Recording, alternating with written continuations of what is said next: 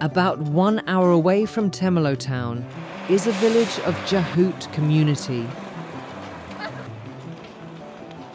There I'll be meeting up with Mak Kamisa and her friends.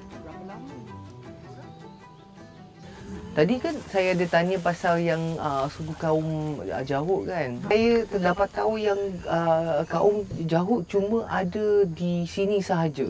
Temelung dengan Jerantut. Dengan Jerantut sahaja.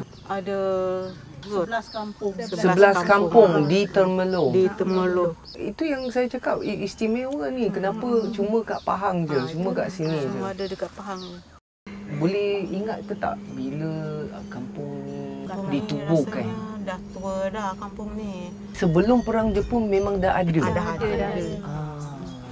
Masa membesar, Kamisa boleh ingat tak apa yang suasana kampung ni? Suasana kampung ni?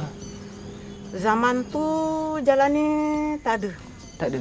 Tak besar, kecil. Jalan dua kaki je. Kiri kanan ni semua tak ada rumah. Tak ada. Jarang. Ni kiri kanan ni tak ada rumah. Tak ada rumah? Hutan ni. Belah ulu ada, belah tengah-tengah situ tadi ada.